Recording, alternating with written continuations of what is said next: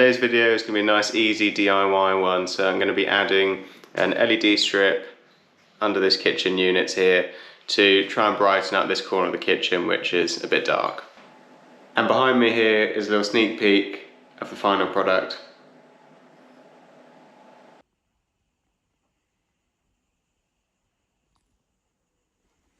So a few things you're going to need: LED strip, transformer. Now I've opted to put mine on a motion sensor so that we don't have to turn it on and off because it's not going to be wired into the rest of the lighting. So this way it'll just come on when we go over here. And this is just a plug that I had kicking around that I've attached to the end so I can just test that this all works. So if I plug it into a socket, you can see here, you can see the motion sensor lights up the whole strip and the roll. Nice and bright, just what we want, and this will just get cut down to length. I'll put links for everything I'm using in the description, and these were relatively inexpensive. I think the LED strip and the transformer and the sensor all came from eBay actually. I had to take a guess on which was the right LED driver to buy, so I did a little bit of research, and 48 watts seemed about right for the length of strip that I'm using. Now it's always worth just plugging it in before you start putting anything actually in permanently, so that we need to make sure that everything is working as expected. And it all is. I've already tested the timer and I'm happy with the length of time and how sensitive it is. So I'm going to go ahead and stick this to the underside of the unit here.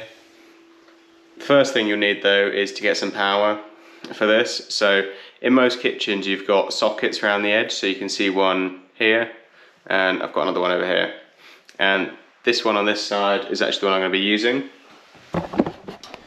So when I did this tiling, I actually took a spur off this socket and up here into the back of this cupboard, and I've just got this little power supply here.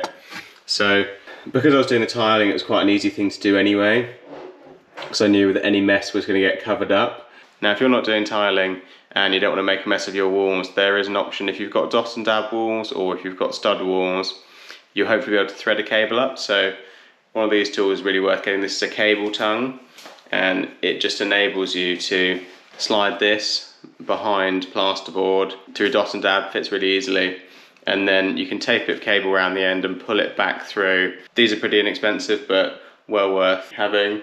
I'll link one in the description in case it's something you need to do the same job. Unfortunately, if you've got masonry walls and you're plastered straight onto masonry, you're going to have to get your chisel out and chisel up there, but again, a bit of easy fill, it's not that bad.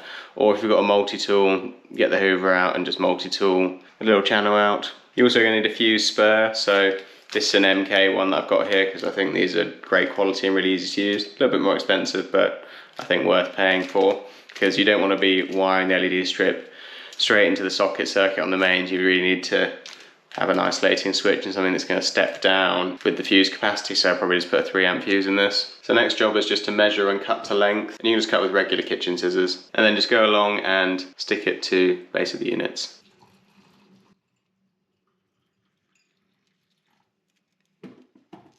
I had thought that if I took the transformer apart, I'd be able to wire in some longer cables into it, but unfortunately these are straight into the PCB. I thought there might be some terminals.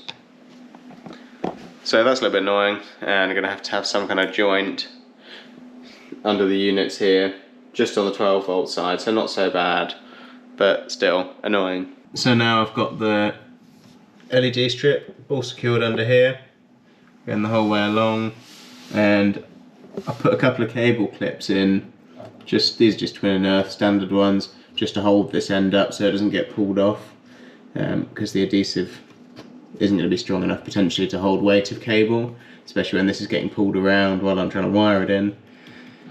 So I'm just going to screw this to the bottom of the unit here, have power supply go up through a hole in this unit to the fuse spur there. Then on the other end, this will come around and we'll extend the cable to link into this, and then into the end of the LED strip there.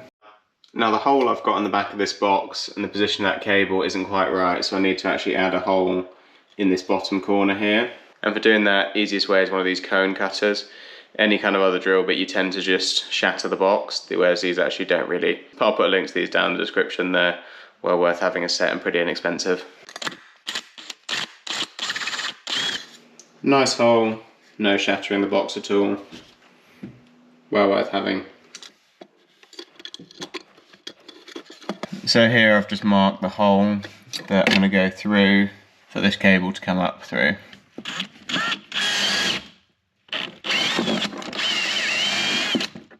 Comes in one of these Bradle, really useful to have, just enables you to not have to drill a pilot hole, but you still get a nice place for your screw to start. I'm just using a few of these pan head screws that are kicking around, nice and secure on there. And that's the transformer wire coming up from below, so now I'm just going to get this transformer screwed on here as well. Got this secured on here now. I use the same screws just in the back of those pan head short ones to hold this on, and then pop these caps back on, and we're just gonna have to do a joint in this cable somewhere here.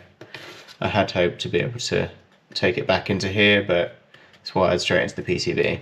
Where these cores are so thin, I'm just going to stick some ferrules on the end just so we've got a little bit more to grip onto.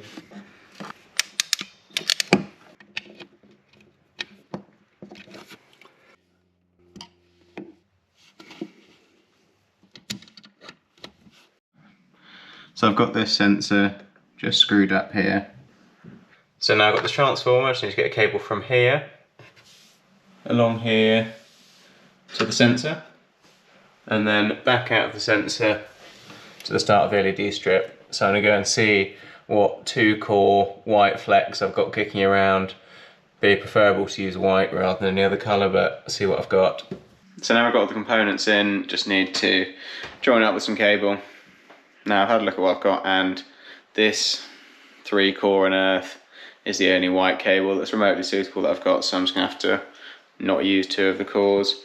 Now where it's flex, I'm going to stick some ferrules on the end here, and I'm going to joint these just up here. I'm just going to use these inline Wagos.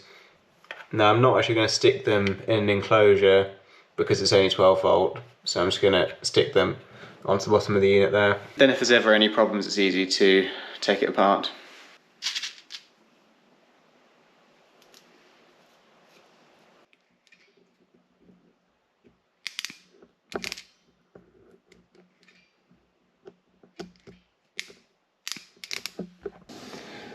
So here are the inline Wagos I used, and here are the others.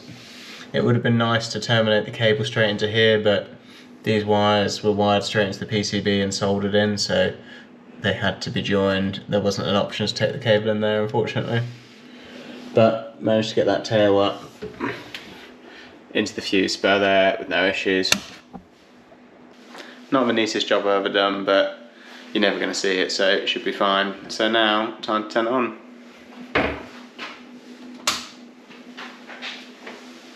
And now we've got light.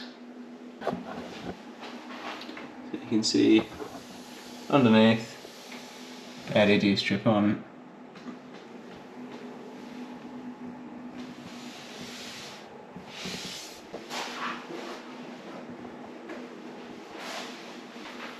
Quite pleased with how that's turned out, so if you enjoyed the video, please like and subscribe for more.